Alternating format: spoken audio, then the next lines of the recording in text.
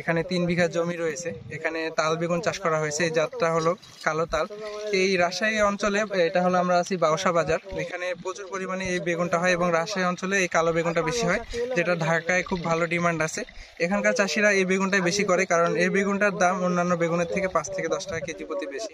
তো এখানকার কৃষক রয়েছে আতিক ভাই, আমরা তাকে এই বেগুন চাষের জন্য পরামর্শ দিয়েছিলাম, কারণ তিনি 3 বছর 4 বছর থেকে এই বেগুন চাষ করে, কিন্তু তারা মালচিং ছাড়াই চাষ করে। তো ওনার সাথে আমার দেখা হওয়ার পরে আমি তাকে পরামর্শ দিই যে আপনি মালচিং দিয়ে চাষ করেন। মালচিং দিয়ে চাষ করার অনেক বেনিফিট রয়েছে, যেমন আগাছা তো হয় না, ফলন অনেক বেশি হয়, গাছের গ্রোথ অনেক বেশি। তো তিনি এটাকে সাধুবাদ জানিয়ে তিনি মালচিং দিয়ে চাষ করেছেন। তো এখানে আমরা একটা জিনিস দেখতে পাচ্ছি যে এখানে বেগুনটা 4 হাত বাই 1 হাত লাগানো আছে। তো বেগুন চাষি যারা আছেন তাদেরকে আমার একটা পরামর্শ থাকবে, আপনারা কখনো 2 হাত বাই 2 হাত বেগুন লাগাবেন না, অবশ্যই 4 হাত বাই 1 হাত দিতে পারেন। হয়তোবা অনেকের মনে হতে পারে একদিকে 4 হাত একদিকে 1 হাত, গাছ তো অনেক ঘন হয়ে যাবে বা এক সাইডে ফাঁকা হয়ে যাবে, কিন্তু এখানে যে বেনিফিটটা পাবেন ওই 4 হাত থাকার কারণে গাছে পর্যাপ্ত পরিমাণে আলো বাতাস লাগবে এবং স্প্রে করার সময় আপনি গাছের 2 দিক থেকে স্প্রে করতে পারবেন, যার ফলে পোকামাকড় 100% দমন করতে পারবেন। আর যখন আপনি 2 হাত বাই 2 হাত লাগাবেন, গাছের একটার ভিতরে একটা ঢুকে যাবে, আলো বাতাস পৌঁছাবে না, পোকামাকড় বেশি হবে, যার ফলে আপনার ফলনটাও কম পাবেন। কিন্তু এইভাবে 4 হাত বাই 1 হাত লাগানোর কারণে আলো বাতাসটা বেশি হবে, গাছের ফলন বাড়বে এবং পোকামাকড়ের জন্য কোনো সমস্যা নেই এবং চলাফেরার জন্য কোনো সমস্যা হবে না।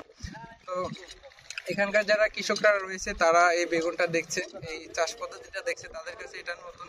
কিন্তু এখানে গাছের যে গ্রোথ, এই 42 দিনে শীতের মধ্যে গাছ কিন্তু সাধারণত এত বড় হয় না, তো তাদের কাছে খুবই ভালো লেগেছে।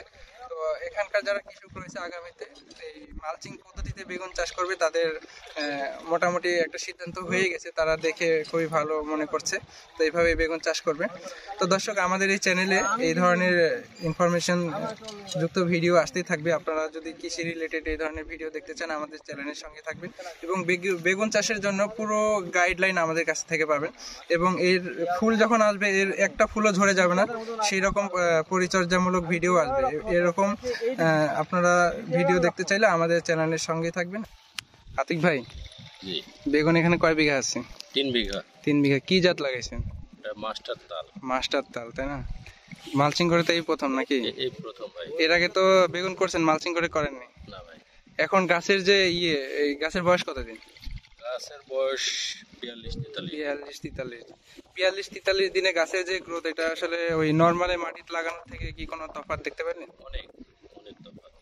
অনেক তফাৎ না? যদি এটা এই বয়সে যদি শুধু মালচিং করে করতেন, গাছের সাইজ কতটুকু হতো?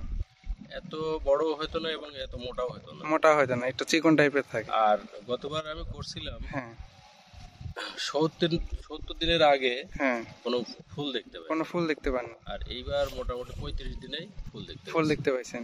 তার মানে দেখতেও ভালো লাগতেছে, আবার বেনিফিটটাও ভালো। আচ্ছা, যে এখানে মালচিং যে দিছেন, এখানে কত টাকা খরচ পড়ছে 3 বিঘা জমিতে মালচিং এ?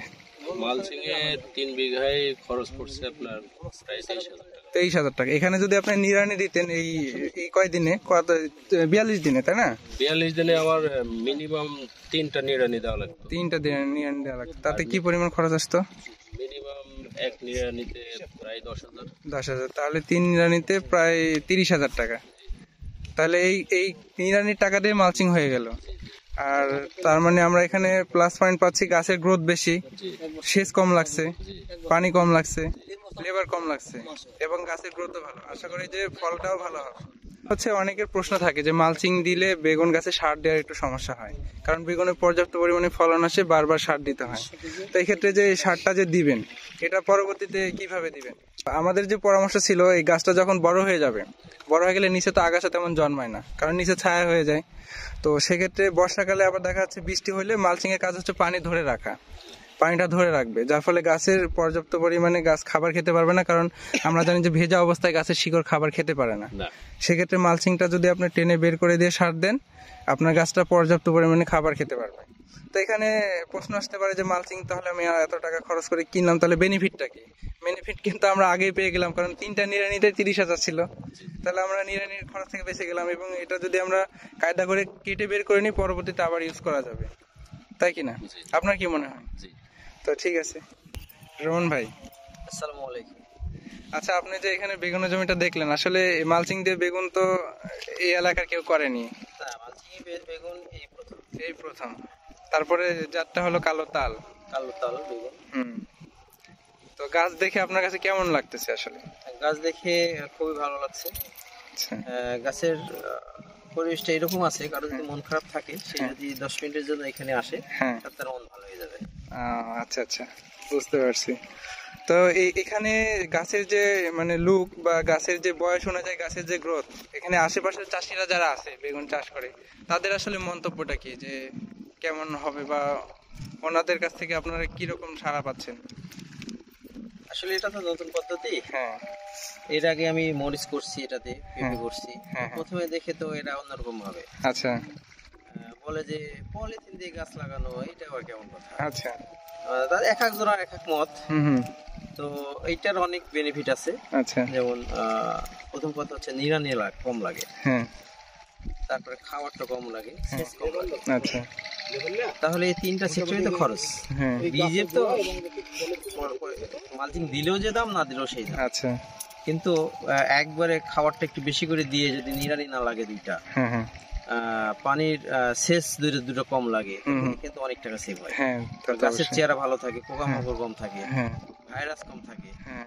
আর সবচেয়ে বড় বেনিফিট যেটা, এটা তো মানে সর্বনিম্ন বেনিফিট, প্রোডাকশনের যে বেনিফিটটা ফলনের অনেক বেশি হয়, মাটির তুলনায় প্রায় 3-4 গুণ তো আমরা ধরতেই পারি। যেহেতু রসের ঘাটতি কম হবে, ফলন তো বাড়বেই। হ্যাঁ।